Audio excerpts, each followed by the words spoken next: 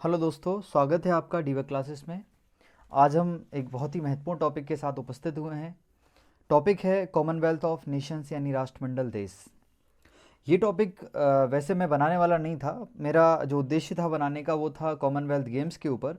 पर मैं जब कॉमनवेल्थ गेम्स का वीडियो बनाने बैठा तब मुझे लगा कि पहले आपको कॉमनवेल्थ ऑफ नेशंस के बारे में जानकारी होना चाहिए। तो इसी जानकारी के साथ मैंने सोचा कि 10 या 15 मिनट का आपका एक वीडियो जो है वो तैयार किया जाए, जिसमें कि आपको पूरा कॉमनवेल्थ ऑफ नेशंस के बारे में, इतिहास के बारे में उसकी जानकारी लगे और वर्तमान स्थिति उसकी क्या है उसके बारे में पता आपको चलना चाहिए। चलिए दोस्तों, देखते हैं फिर हम इसी के साथ। देखिए दोस्तों, पूरा वीडियो देखिएगा। ऐसी जानकारी आपको शायद ही यूट्यूब पे कहीं मिल पाए, इसलिए ये महत्वपूर्ण जानकारी है आपके प्रत्येक प्रतियोगी परीक्षाओं की दृष्टि से। तो देखिए, सबसे पहले हम चर्चा करते हैं कि कॉमनवेल्थ ऑफ नेशंस की शुरुआत यानी कहाँ से होती है। ठीक है, आपने कहीं पढ़ा होगा या सुना होगा कुछ कि जो कॉमनवेल्थ ऑफ नेशंस है यानी कॉमनवेल्थ जो है वो उन देशों के संगठन को कहा जाता है जो कि कभी ब्रिटिश सरकार के उपनिवेश रहे थे। उन देशों का एक संगठन जो कभी क्या रहे थे, ब्रिटिश सरकार के उपनिवेश रहे थे। इसका इतिहास इस तरह से है कुछ कि 1926 में 1926 में 1926 में एक सम्मेलन होता है जिसका नाम है शाही सम्मेलन। शाही सम्मेलन जो हुआ, इसमें कई राष्ट्रों ने उस समय भाग लिया। अधिकांशतः यानी कहें तो वही देश थे, ये इसमें ज़्यादातर वही देश थे जो कि ब्रिटिश सरकार के उपनिवेश रहे थे। मतलब ब्रिटिश सरकार के अंदर ऑस्ट्रेलिया, कनाडा, भारत, आयरिश मुक्त जो राज्य थे, न्यू फाउंडलैंड, न्यूजीलैंड, दक्षिण अफ्रीका के जो नेता थे उन्होंने इस सम्मेलन में हिस्सा लिया। अब इस सम्मेलन में जब उन्होंने हिस्सा लिया तो वो एक रिजल्ट पे पहुंचते हैं, एक निष्कर्ष पे पहुंचते हैं कि वो सब लोग सहमत हो जाते हैं। कौन लोग? ब्रिटेन जो है और डोमिनियन देश ऐसे देशों को कहा जाता है जो कि अर्ध स्वतंत्र देश थे, यानी कि ब्रिटेन के ही उपनिवेश के रूप में उस समय थे वो। तो इन देशों ने सहमति से इन्होंने अपने आप को एक तरह से ये माना कि ये क्या है, एक समुदाय के समान सदस्य हैं। इन्होंने कहा कि हम ब्रिटिश सरकार के अंडर में एक ही समुदाय के क्या हैं, समान सदस्य हैं। इस कारण से उस समुदाय को इन्होंने एक नाम दिया जिसका नाम था ब्रिटिश कॉमनवेल्थ ऑफ नेशंस। देखिए दोस्तों, नाम इसका यहीं से पड़ता है कि ब्रिटिश कॉमनवेल्थ ऑफ नेशंस, इसका नाम पड़ता है यहीं से ब्रिटिश कॉमनवेल्थ ऑफ नेशंस, ये इसका नाम पड़ता है, या इसको शॉर्ट में हम कॉमनवेल्थ के नाम से भी जानते हैं। तो ये रहा इसका शॉर्ट में। इसके बाद हम आगे अगर चलें तो आगे की बात करें यहाँ पर, तो यहाँ पर सबसे पहले अच्छा इन्होंने डिसाइड किया कि जो राजा उस समय इंग्लैंड का राजा होगा यानी ब्रिटेन का राजा होगा, वही क्या होगा, राष्ट्रमंडल का प्रमुख होगा, वही राष्ट्रमंडल का हेड होगा। तो इन्होंने सबसे पहले अपना हेड जो बनाया वो किसे बनाया? जॉर्ज सस्टम को। उस समय जॉर्ज सस्टम इंग्लैंड के राजा हुआ करते थे, तो इन्हें बनाया गया सबसे पहला राष्ट्रमंडल प्रमुख। ये कब से कब तक रहे राजा? तो 1936 से 1952 तक ये संभालते हैं एक राजा के रूप में पद और राष्ट्रमंडल के रूप में प्रमुख। तो ये अपने इतिहास का कुछ हिस्सा था। अब हम आगे अगर चलें तो आगे की बात करें हम,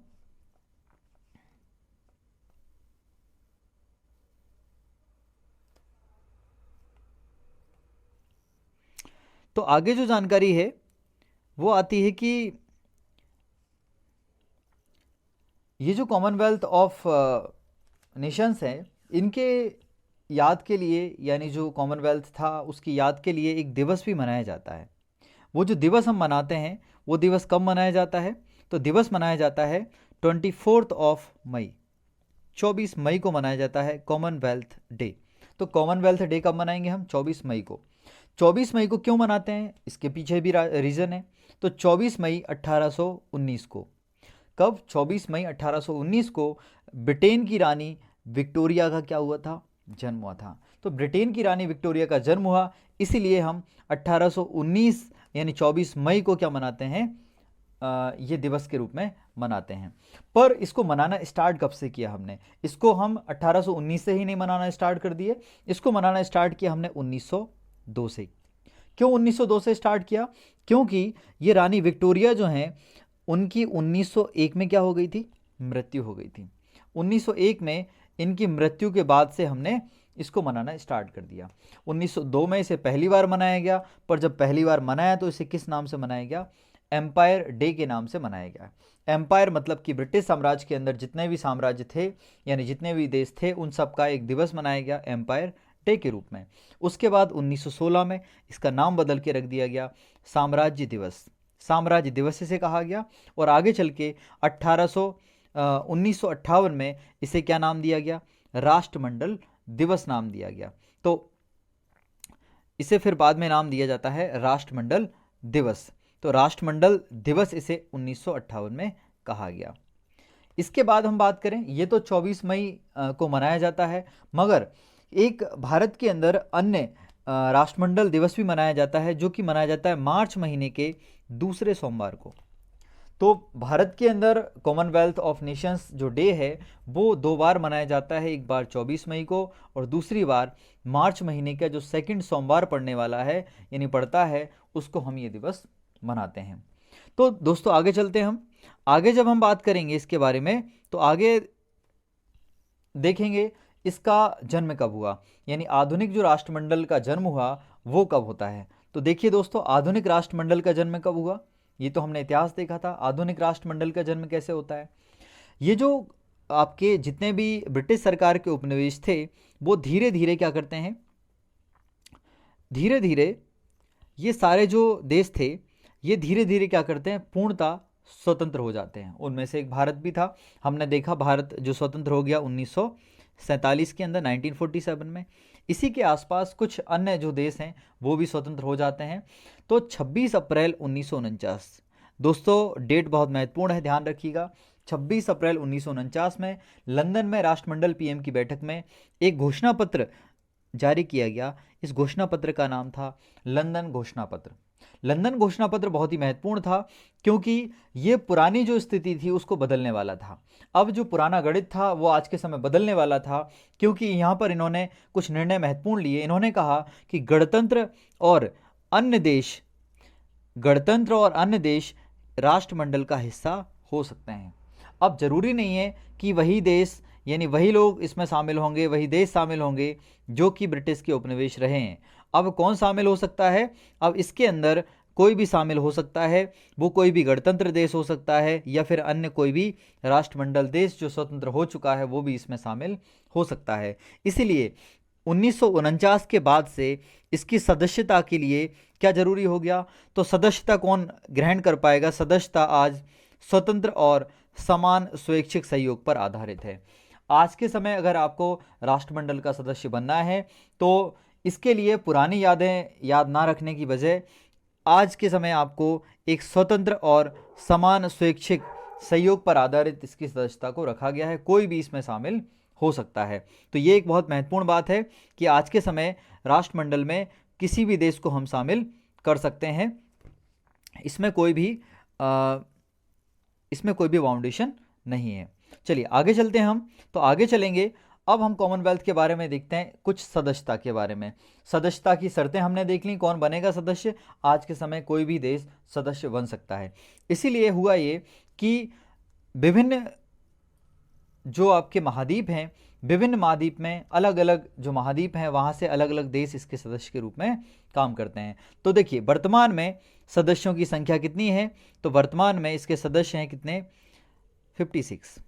वर्तमान में 56 देश हैं राष्ट्रमंडल के सदस्य। अंतिम जो 4 देश इसमें शामिल हुए, क्योंकि अधिकांश जो क्वेश्चन आएगा या तो आपके टोटल वर्तमान देशों की संख्या से क्वेश्चन आएगा या फिर पूछा जाएगा कि हाल ही में नए जो सदस्य जुड़े हैं उनके बारे में बताइए। तो नए सदस्य क्रम से हैं, बिल्कुल देखिए। सबसे पहला जो लास्ट में है यानी लास्ट 4th जो है वो है रवांडा। उसके बाद जोड़ा गया मोजाम्बिक को, उसके बाद गिबॉन को जोड़ा गया और उसके बाद टोगो को जोड़ा गया। तो ये 4 अंतिम है। मगर ध्यान दीजिएगा ये जो लास्ट के 2 हैं गिबॉन और टोगो, ये दोनों जो सदस्य जुड़ते हैं ये कब जुड़ते हैं? 2022 में। 2022 में हमने गिबॉन और टोगो को सदस्यता प्रदान की है राष्ट्रमंडल देशों की। अब इसमें भी जो अंतिम देश है वो कौन है? टोगो। तो टोगो जो है ये 56वां राष्ट्र है।